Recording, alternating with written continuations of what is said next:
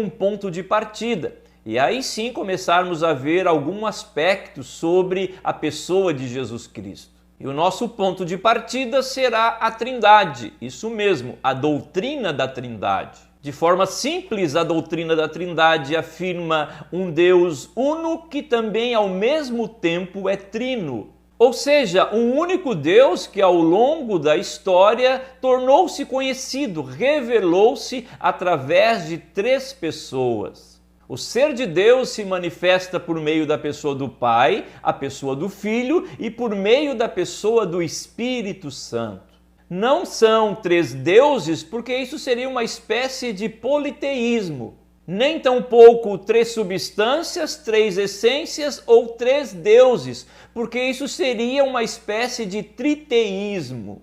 Mas um único Deus que o seu ser é manifesto através de três pessoas. E uma dessas três pessoas, conhecida como a segunda pessoa da Trindade, o Filho de Deus, Jesus Cristo, esta pessoa se manifesta com duas naturezas, uma natureza humana e uma natureza divina. Então, Jesus Cristo, o Filho de Deus, ele é plenamente divino, ele é Deus, mas também é plenamente humano, ele é homem.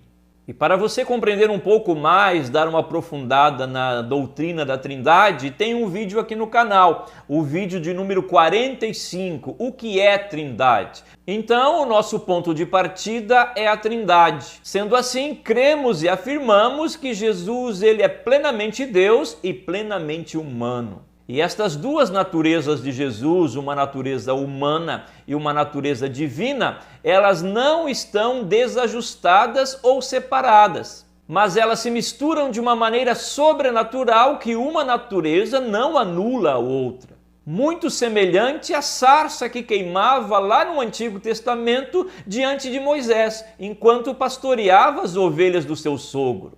A sarça, um arbusto comum no deserto, ela queimava por um fogo sobrenatural, no entanto, ela não era consumida pelo fogo.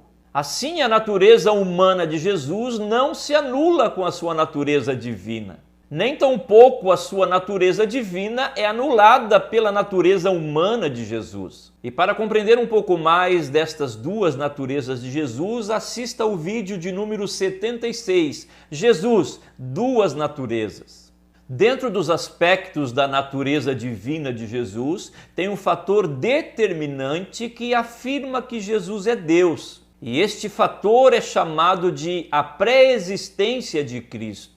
Ou seja, ele já existia antes que tudo existisse. O Evangelho de João, logo no início, no chamado prólogo joanino, afirma: no princípio ele era o Verbo, e o Verbo estava com Deus, e o Verbo era Deus. Ele estava no princípio com Deus. Todas as coisas foram feitas por ele. E sem ele, nada do que foi feito se fez. Segundo esta palavra de João, Jesus estava no princípio com Deus.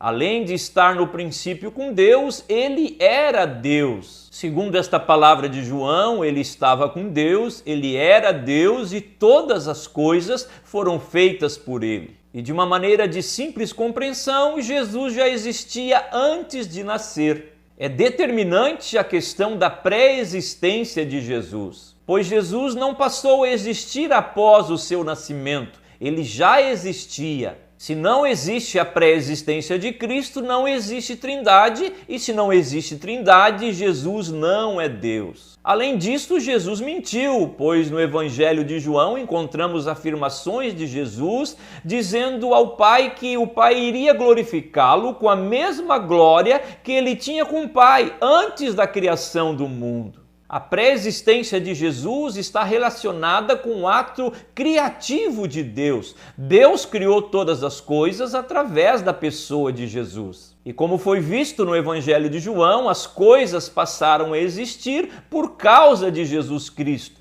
Tudo passou a existir através dele. A pré-existência de Jesus também diz respeito ao relacionamento de Jesus com o Pai. Como disse, é observado no Evangelho de João este relacionamento de Jesus com o Pai antes dele vir ao mundo. O próprio Jesus afirma que ele e o Pai estavam no estado de glória antes de ele passar a existir aqui neste mundo. Além da pré